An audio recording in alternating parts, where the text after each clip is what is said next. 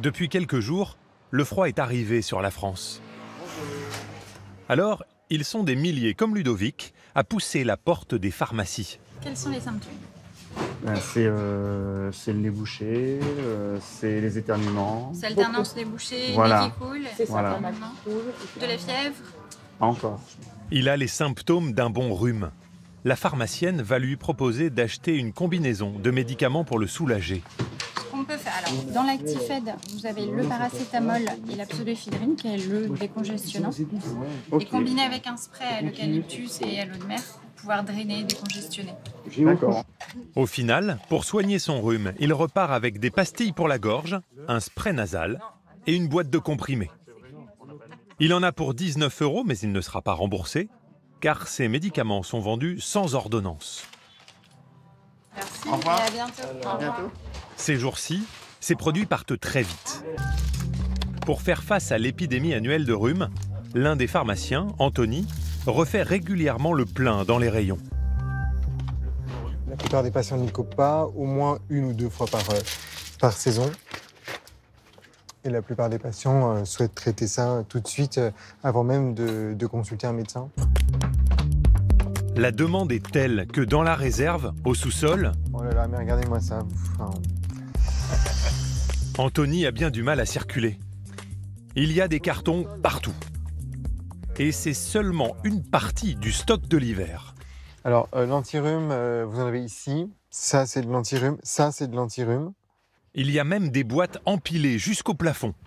Mais là, alors, c'est énorme là, ce qui est au-dessus de votre tête là. C'est énorme pour vous et c'est rien du tout pour nous. Ah Ça, ouais on sait que ça va partir assez rapidement. Du style, c'est quoi rapidement, vous pensez? Ça part en 1 mois. Ah oui. 1 mois ou 2, au plus. Le rhume, un petit coup de mou passager qui génère une activité qui, elle, se porte très bien. Personne ou presque n'y échappe chaque hiver. En réalité, le rhume est un virus que l'on contracte lorsque le froid affaiblit nos défenses immunitaires. Ça ne se soigne pas, on peut juste en atténuer les symptômes. C'est ce que promettent les marques vedettes. Dolirum, Humex, Fervex, Actifed, qui se bagarrent comme sur un marché de grande consommation à coups de publicité. Rhume, rhinopharyngite, dès les premiers symptômes, il faut faire vite.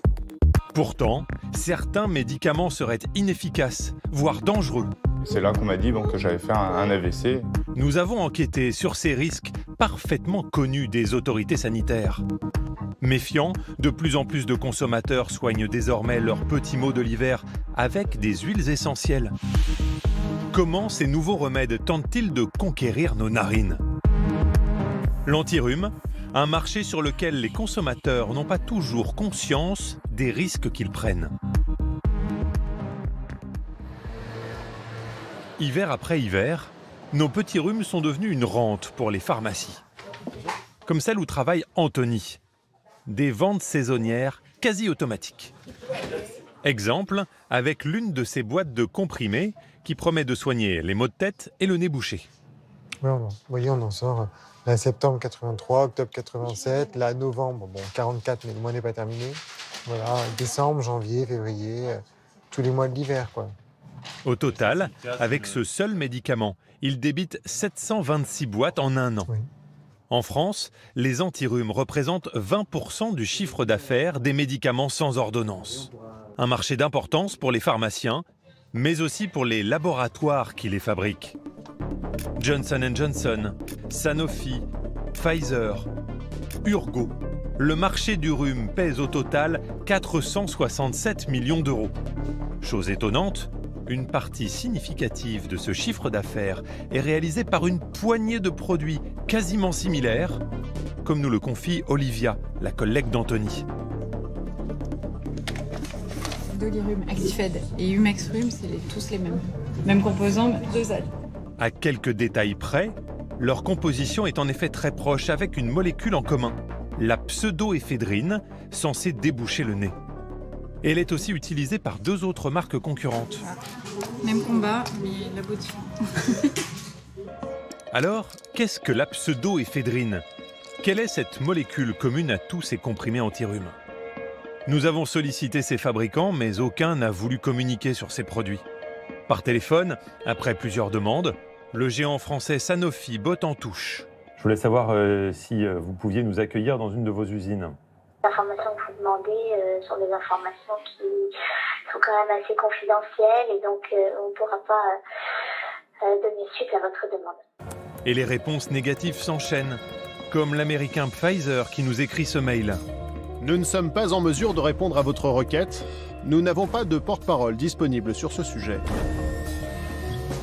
Faute d'autorisation, nous avons tenté notre chance près de Rouen, dans l'usine du laboratoire Johnson & Johnson. Bonjour. Bonjour madame. C'est vous que j'ai au téléphone? Bonjour madame. Enchanté. Bon, excusez-nous pour l'improviste. Oui, alors donc, ce soir, à l'heure actuelle, j'ai personne de disponible qui puisse vous recevoir. Ni ce soir, ni un autre jour d'ailleurs. Ici aussi, impossible de filmer. Cette personne-là. D'accord. Si ces industriels refusent de communiquer, c'est peut-être parce que leurs médicaments anti-rhume à base de pseudoéphédrine sont très controversés. Ils auraient des effets secondaires graves, inimaginables pour des médicaments sans ordonnance. En Bretagne, près de Douarnenez. Il est trop petit, celui-là. Lui, il va là. Ce père de famille a-t-il frôlé la mort pour avoir voulu soigner un rhume? En janvier dernier, Adrian prend ses comprimés à base de pseudoéphédrine. Et un soir, Oui. alors qu'il s'occupait de son fils, Non, tout en temps, moi. Plus fort, là. Plus fort, là. Adrian fait un malaise. Tac. Je suis tombé par terre, en fait. Donc, je me suis pas... Je suis tombé une seconde, hein, et puis je me suis relevé de suite, en allant me cacher, parce que j'étais à côté de lui, je voulais pas qu'il me voie. Et au fur et à mesure du temps que ça passait, j'avais des fourmis dans tout le côté droit, donc les mains, des petites fourmillements. Et au fur et à mesure du temps que ça passait, c'était de plus en plus fort, en fait, de plus en plus gênant. Inquiète, sa femme l'emmène à l'hôpital de Quimper. Arrivé sur le parking, l'état d'Adrian se dégrade encore plus. Je boitais, enfin, j'arrivais plus à marcher correctement. Donc là, c'est ma femme qui me portait sur ses épaules, quoi. Je te supportais. Aux urgences, Adrian sent qu'il est en train de perdre pied. Je me souvenais plus du nom de mes parents, si j'avais une sœur ou non.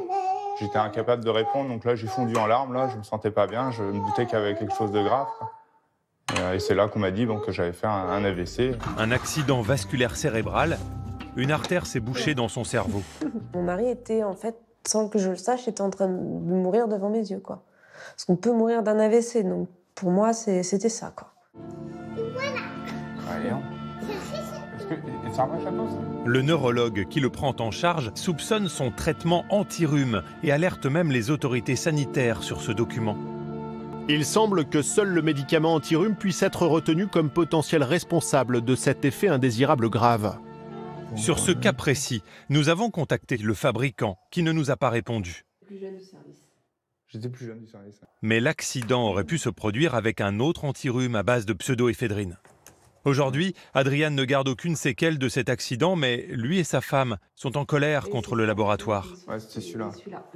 Ils ont acheté ce produit en toute confiance, influencés par cette publicité. L'écran, peut-être? J'ai un rhume. Prurigo dégage le nez sans tarder, sans effet de somnolence. Prurigo est un médicament, ne pas l'utiliser avant 15 ans. Lire attentivement la notice. Bon, comme à chacun, on n'écoute pas forcément quand ils disent lire attentivement les notices, hein, mais... En effet, s'ils avaient lu la notice, ils auraient vu que le risque d'attaque cérébrale est indiqué. Tous les fabricants le signalent. Pour nous, c'est en libre service, bon, bah, pas grand risque. Mais le plus choquant, c'est que des accidents comme celui d'Adrian, Je sais plus quoi dire, là. il y en a eu d'autres en France, Ah bah oui. avec parfois des conséquences encore plus graves. Dans cet hôpital de Strasbourg, le service neurovasculaire a eu affaire à un autre cas de ce genre. Quand on a un AVC du sujet jeune, pour lequel on ne retrouve pas de cause, eh ben, il faut se poser la question, est-ce qu'ils ont eu le rhume et est-ce qu'ils ont pris des vasoconstricteurs dans les jours qui ont précédé l'attaque cérébrale? Valérie Wolf, neurologue, très sensibilisée sur la question, met régulièrement en garde ses internes. Alors, comment cette pseudoéphédrine peut-elle provoquer un accident vasculaire cérébral? Quand vous avez le nez bouché. En fait, comme l'explique cette publicité, le rhume provoque la dilatation des vaisseaux sanguins du nez. D'où cette situation de nez bouché. Et voilà ce que permet la pseudoéphédrine.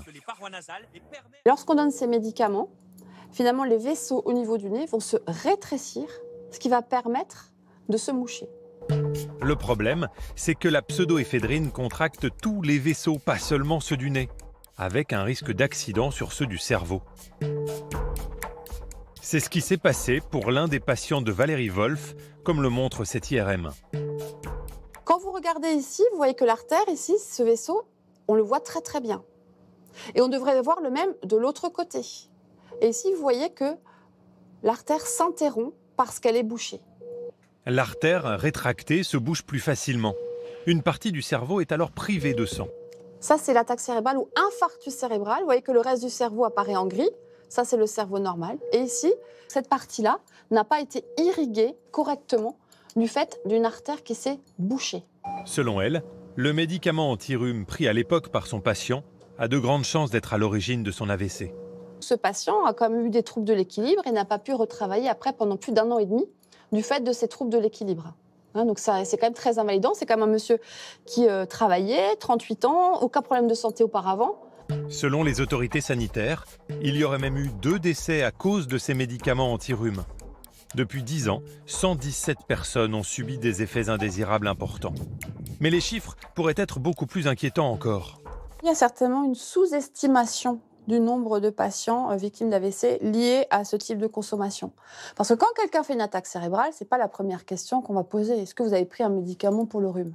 Et le patient lui-même ne pensera pas forcément à dire d'ailleurs, tenez, j'ai pris un médicament qui est donné sans ordonnance parce que j'avais un rhume. Pour lui, c'est banal. Certains laboratoires attribuent ces accidents à une mauvaise utilisation de ces médicaments, notamment un surdosage. Malgré tous ces risques, les autorités sanitaires n'ont pris aucune décision, alors que le problème est connu depuis bien longtemps. C'est ce qui révolte l'un des pontes de l'Académie de médecine, le professeur Jean-Paul Giroux, spécialiste de l'automédication. Cela fait des années qu'il a ces produits dans sa ligne de mire. Ce qui est clair, c'est que ces médicaments sont peu efficaces et sont dangereux, voire très dangereux. Un point, c'est tout. Pour forger sa conviction, il s'appuie sur de nombreuses études, comme ce rapport de 2012 de l'Agence de sécurité des médicaments. Il compile les nombreux cas d'effets indésirables et conclut que les risques sont trop élevés. L'ensemble de ces éléments a conduit la Commission à retenir les propositions du rapporteur et à recommander le listage de ces spécialités. Ça veut dire quoi, le listage? Le listage, ça veut dire que ces médicaments devraient être délivrés uniquement que sur ordonnance. Pourquoi, depuis toutes ces années, rien ne s'est passé? Tout simplement parce qu'il y a des problèmes de pression, vraisemblablement de l'industrie pharmaceutique. Il ne faut pas se leurrer. Est-ce à cause des lobbies que le ministère de la Santé, dirigé aujourd'hui par Agnès Buzyn, ne prend pas la décision de placer ces produits sur ordonnance? Elle a refusé notre demande d'interview, mais un membre de son cabinet nous confie que la décision prend du temps à cause des intérêts économiques en jeu. Pour les pharmaciens, c'est pas si simple, parce que c'est quand même des produits qu'eux peuvent délivrer sans ordonnance, donc ça participe de l'équilibre de leur pharmacie. Mais c'est aussi parce que si vous mettez ça sur ordonnance, ça veut dire que quand vous avez un rhume, vous allez chez le médecin. Donc ça veut dire sans doute des milliers de consultations au moment de l'hiver supplémentaires. Des cabinets médicaux engorgés et des dépenses supplémentaires pour la Sécu. À ces difficultés s'ajoutent les enjeux économiques défendus par certains élus, comme l'illustre ce courrier envoyé à la ministre par le maire de Dijon, François Rebsamen. Il écrit carrément de la part de Urgo, le laboratoire dijonnais qui fabrique Humex Rhume.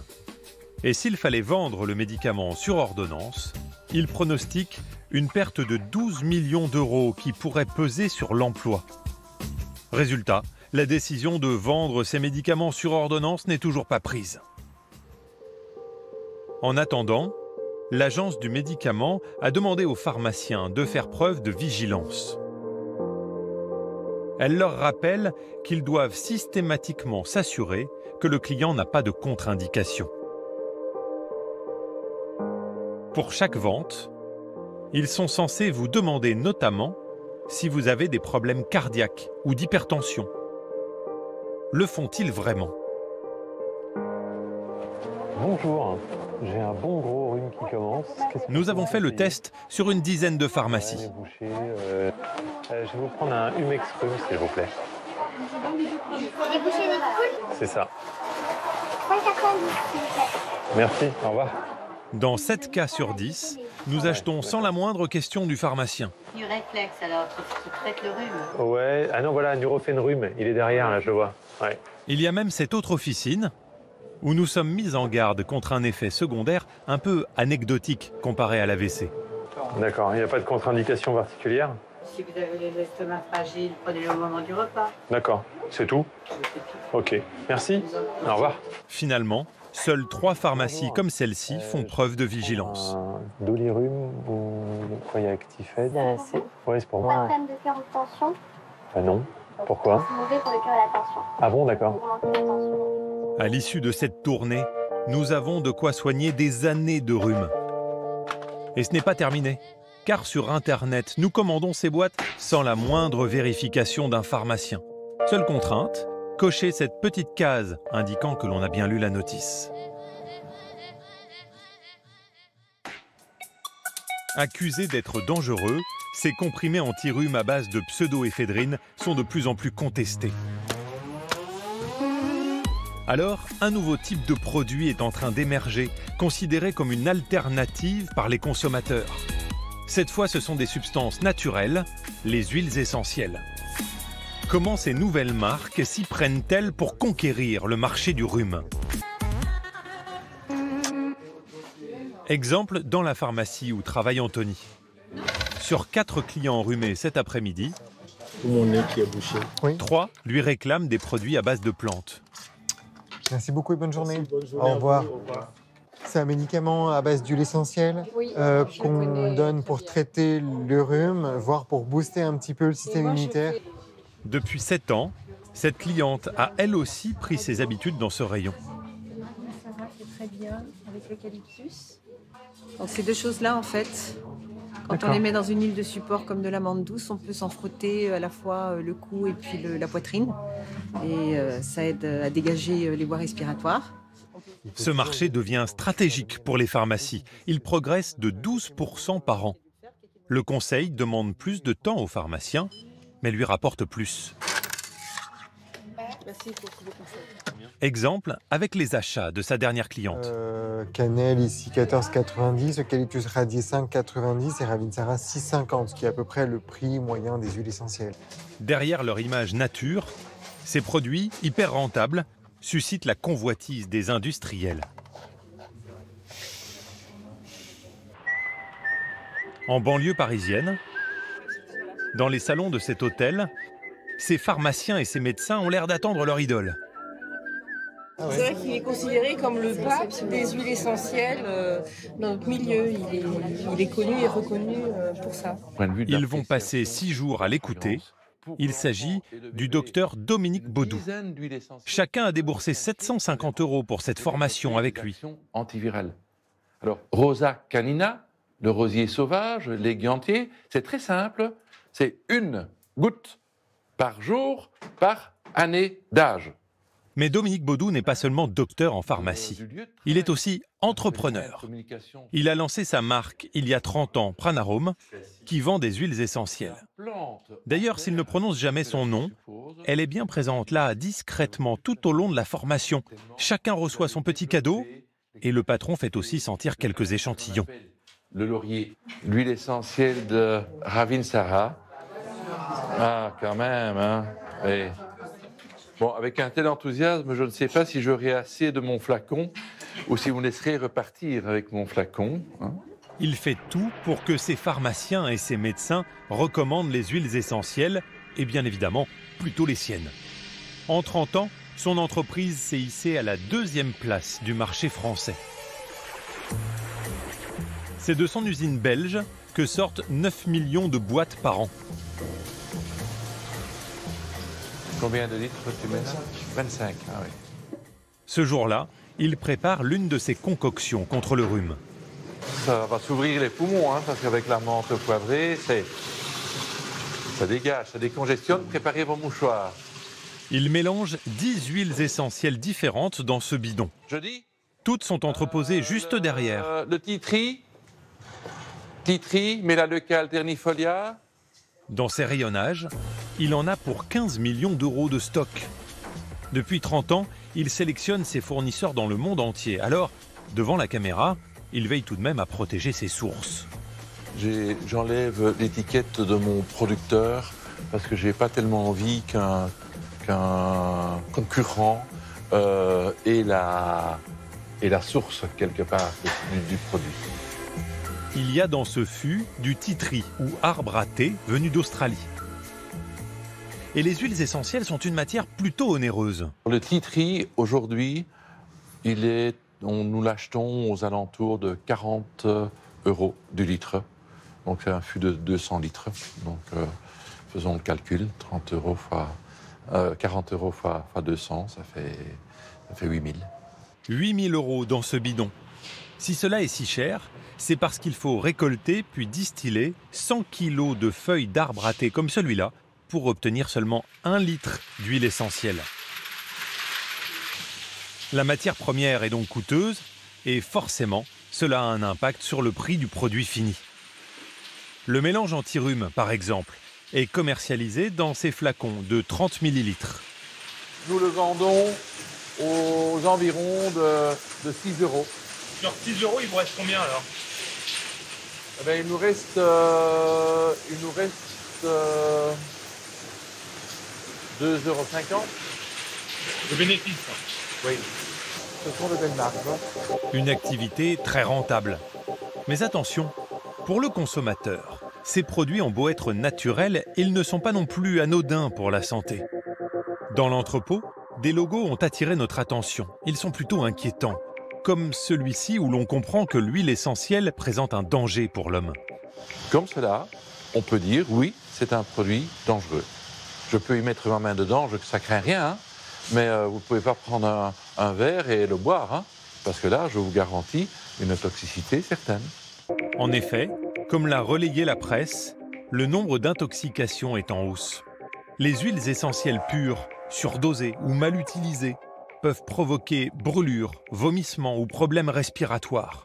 À lui seul, le centre antipoison de Lille a recensé 141 cas en 2015. Le matin, qu'est-ce que tu auras fait? Tu auras préparé ton petit stick inhalateur avec ta lotion décongestionnant. Alors, pour éviter les accidents et rassurer les clients, Dominique Baudou essaye en permanence de trouver des moyens plus simples et plus sûrs de consommer les huiles essentielles.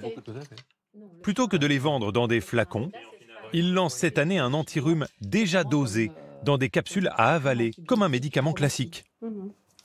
La capsule, comme ça, présente un grand avantage au niveau pharmaceutique, c'est d'avoir une certitude que la dose prise par le patient soit respectée. Parce que là, 2 gouttes, on peut dire, ouais, mais 2 gouttes, c'est pas assez fort, moi je peux certainement prendre 4 gouttes. Hein? Ben non, 4 gouttes, c'est sûr que ça va générer quelques effets secondaires, une bouche en chaleur. Hein. Avec une démarche qu'il veut rassurante et en surfant sur la mauvaise réputation des antirhumes classiques, les ventes de son entreprise progressent de 20% par an. Mais qu'ils soient inoffensifs ou risqués pour la santé, ces médicaments anti-rhume ne s'attaquent en général qu'aux symptômes. Comme le dit un dicton populaire, un rhume dure 1 semaine si on le soigne, 7 jours si l'on ne fait rien.